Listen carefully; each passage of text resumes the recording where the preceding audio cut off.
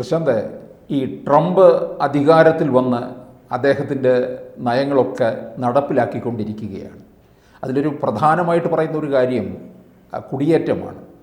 അതിപ്പോൾ ലോകം മുഴുവൻ സജീവമായി ചർച്ച ചെയ്തുകൊണ്ടിരിക്കുകയാണ്. ഇതിൻ്റെ ഭാഗമായിട്ട് ഒരുപക്ഷെ സംഭവിക്കാൻ പോകുന്നത് നമ്മളെ ഏതെങ്കിലും തരത്തിലേക്ക് ബാധിക്കുമോ? നമ്മളെ ബാധിക്കുമെന്ന് ചോദിച്ചാൽ അവിടെ നമ്മുടെ കുടിയേറ്റക്കാരവിടെ അവരെ തിരിച്ചു കൊണ്ടുവരേണ്ടി വരും. അതിനകത്തിപ്പോൾ ഔദ്യോഗികമായിട്ട് 11,000 പേരോടും കുടിയേറ്റക്കാരുണ്ട്. മൊത്തം 40 ലക്ഷം പേരിനകത്ത് ഈ 11,000 പേരല്ലേ, അതാണല്ലോ വരുന്ന റിപ്പോർട്ട്. 11,000 പേരോളം കുടിയേറ്റക്കാരുണ്ടെന്ന് നമ്മളെ ഔദ്യോഗികമായിട്ട് അറിയിച്ചപ്പോൾ തന്നെ നമ്മൾ പറഞ്ഞില്ലേ, ഞങ്ങൾ ഇന്ത്യക്കാരെ ഞങ്ങൾ അവിടെ വന്ന് കൊണ്ടുപോകുള്ളൂ, നിങ്ങൾ ഇവിടെ പോലും കൊണ്ടുതരണ്ട. അപ്പോൾ അത് നമ്മൾ പറഞ്ഞിട്ടുണ്ട്. അതിനകത്ത് ഈ ഏറ്റവും ആദ്യം നമ്മളോട് സംസാരിക്കുന്നതിന് വേണ്ടി അമേരിക്കയുടെ ഇതിന് ശേഷം വിദേശകാര്യ മന്ത്രിമാർ അല്ലെങ്കിൽ ഇവിടുത്തെ വിദേശകാര്യ മന്ത്രി അവിടുത്തെ വിദേശകാര്യ ഉത്തരവാദിത്തപ്പെട്ടവരുമായിട്ട് സംസാരിക്കുന്ന സമയത്ത് ഏറ്റവും ആദ്യം സംസാരിക്കാൻ അവസരം തന്നത് ഇന്ത്യക്കാണ്. പ്രോട്ടോകോൾ ലംഘിച്ച് ഇന്ത്യക്ക് അവിടെ ഇരിപ്പിടം അല്ലെങ്കിൽ എല്ലാ സംവിധാനങ്ങളും ഒരുക്കിയിട്ടുണ്ടായിരുന്നു.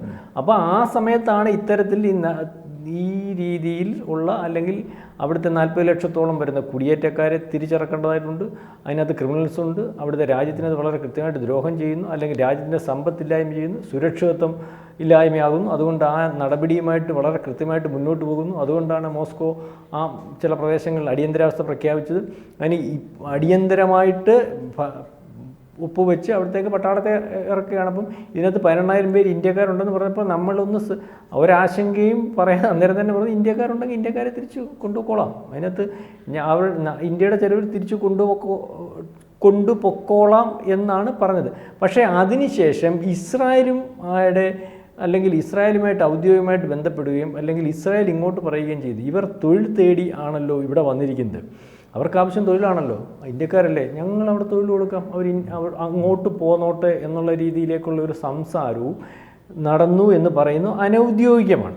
അതായത് അവിടുന്ന് പുറത്താക്കുന്ന അല്ലെങ്കിൽ അവിടെ തൊഴിൽ തേടി ചെന്നിട്ടുള്ള അനധികൃതമായിട്ട് താമസിക്കുന്നവർ, രേഖകളില്ലാതെ താമസിക്കുന്നവർ എങ്ങനെയോ അവിടെ എത്തിപ്പെട്ടതാണ്. ഒരുപക്ഷെ കബളിപ്പിക്കപ്പെട്ടതായിരിക്കാം, അല്ലെങ്കിൽ ഈ പറഞ്ഞതുപോലെ ഈ മനുഷ്യക്കടത്തോ എന്തായാലും അവിടെ എത്തിയിട്ടുണ്ട്. അമേരിക്കയിലുണ്ട്, അവരെ നോട്ട് ചെയ്തിട്ടുണ്ട്, അല്ലെങ്കിൽ അമേരിക്ക കണ്ടെത്തിയിട്ടുണ്ട്, അവരെ ജോലിക്കും തൊഴിലിനും വേണ്ടി ചെന്നിരിക്കുകയാണ്. അവർ ക്രിമിനൽസും മറ്റു കാര്യങ്ങളും ഒന്നുമല്ല. അങ്ങനെ ഉണ്ടെങ്കിൽ അവർ അകത്ത് പോയനെ, വെളിയിൽ നിൽക്കത്തില്ലല്ലോ. അപ്പോൾ അവരെ ഏറ്റെടുക്കുന്നതിന് വേണ്ടി ഇസ്രായേൽ തയ്യാറാണ്. അവർക്ക് തൊഴിലാണല്ലോ വേണ്ടത്, അത് ഞങ്ങൾക്ക് കൊടുക്കാം. കാരണം ഇസ്രായേലിലൊക്കെ ജോലി ചെയ്താൽ മുന്തിയ വേതനവും കിട്ടും. ഇസ്രായേൽ ജോലി ചെയ്യുന്നതിന് സുരക്ഷിതത്വം പണ്ട് ഇവിടുന്ന് ആൾക്കാർ പോകുമായിരുന്നല്ലോ, സാറിനറിയാം, നേഴ്സുമാർ, ഹൗസ് പ്രായമുള്ളവരെ ശുശ്രൂഷിക്കാൻ വേണ്ടിയാണ് കൂടുതൽ ആൾക്കാർ ഇവിടുന്ന് പോകുന്നത്. ഇവിടുന്ന് നേഴ്സ് എന്നൊക്കെ പറയുന്ന ആൾക്കാർ അവിടുത്തെ പ്രായമുള്ള അവർ വളരെ കെയറിങ് ആയിട്ട് വളരെ നല്ലതുപോലെ നോക്കും. മാത്രമല്ല ഇന്ത്യക്കാരെന്ന് പറയുന്നവർക്ക് വലിയ ഇഷ്ടവുമാണ്.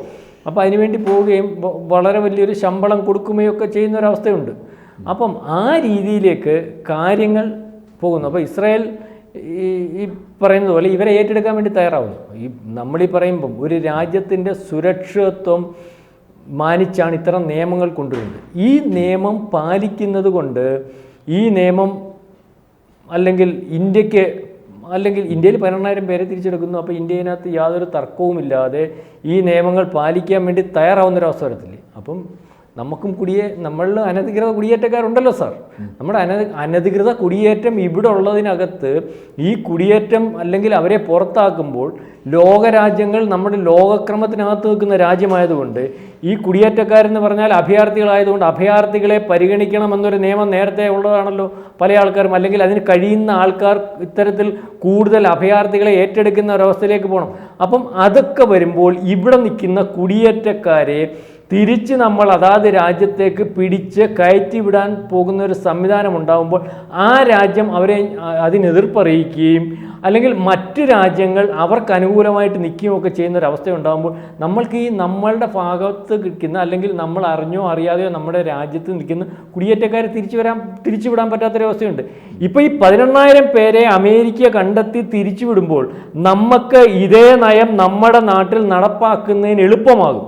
അതായത് ഇവിടെ 2011 അല്ലെങ്കിൽ 2011-ലും 2016-ലും ഉള്ള കണക്കനുസരിച്ച് ഇവിടുത്തെ ബംഗ്ലാദേശി കുടിയേറ്റം മാത്രം ഏതാണ്ട് 2 കോടി ഔദ്യോഗിക കണക്കാണ്.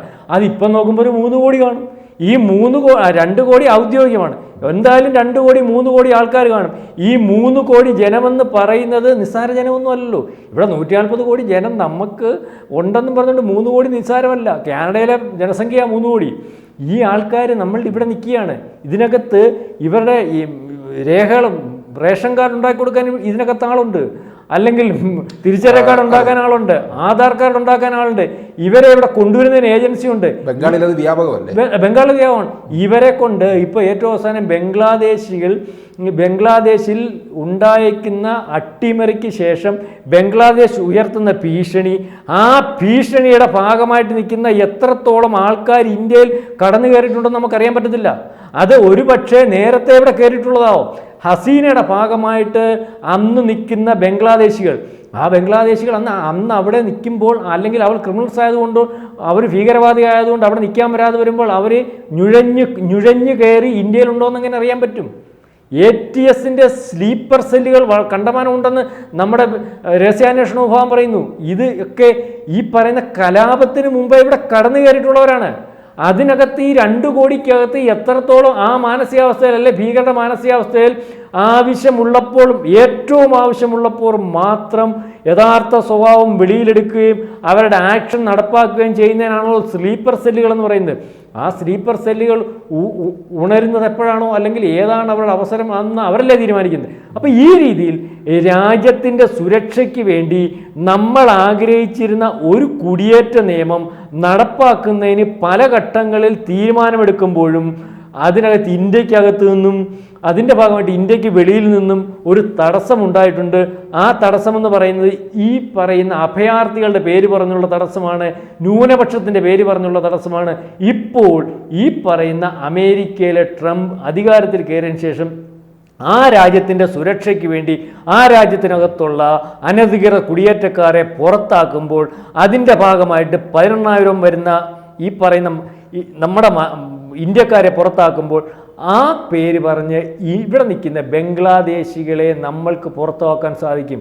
അങ്ങനെ പുറത്താക്കുമ്പോൾ ഇനി ഒരു അമേരിക്കയും അനങ്ങത്തില്ല, ഒരു യൂറോപ്യൻ രാജ്യങ്ങളും അനങ്ങത്തില്ല, ഒരു നാറ്റോ രാജ്യങ്ങളും അനങ്ങത്തില്ല, ഐക്യരാഷ്ട്രസഭയും മിണ്ടത്തില്ല. കാരണം അമേരിക്കയ്ക്കും അമേരിക്കയുടെ സാമന്ത രാജ്യങ്ങൾക്കും പറയാൻ പറ്റാത്തതും യൂറോപ്യൻ രാജ്യങ്ങൾ പറയേണ്ടാൻ തീരുമാനിക്കുന്നതുമായ കാര്യങ്ങൾ പറയാൻ പ്രാപ്തമല്ല ഐക്യരാഷ്ട്രസഭ. മാത്രവുമല്ല, ഇപ്പോൾ ഐക്യരാഷ്ട്രസഭയുടെയൊക്കെ പിന്തുണയും അല്ലെങ്കിൽ അമേരിക്ക എൻ്റെ ഫണ്ട് കൊടുക്കാത്ത ഒരവസ്ഥയിലേക്ക് കാര്യങ്ങൾ നീങ്ങാൻ.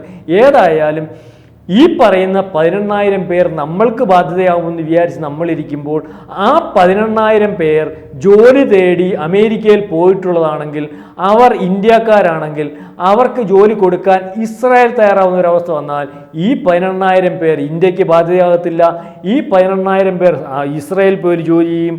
അതോടുകൂടി ഏറ്റവും വലിയ ഇന്ത്യ ആഗ്രഹിച്ചിരുന്ന ഒരു, അല്ലെങ്കിൽ ഇന്ത്യയിൽ കുടിയേറിയിരിക്കുന്ന ബംഗ്ലാദേശികളെ ആരുടെ എതിർപ്പുമില്ലാതെ ഇന്ത്യയുടെ താല്പര്യം അനുസരിച്ച് പുറത്താക്കുന്നതിന് വേണ്ടിയുള്ള ഒരു സാഹചര്യം അത് അമേരിക്കൻ പ്രസിഡന്റ് ഉരുത്തിരിച്ചു തന്നു എന്ന് നമുക്ക് വിചാരിക്കേണ്ടി വരും. കൂടുതൽ വാർത്തകളും വിശേഷങ്ങളും നിങ്ങളിലേക്ക് എത്താൻ ABC മലയാളം സബ്സ്ക്രൈബ് ചെയ്യുക, ബെൽ ബട്ടണും അമർത്തുക.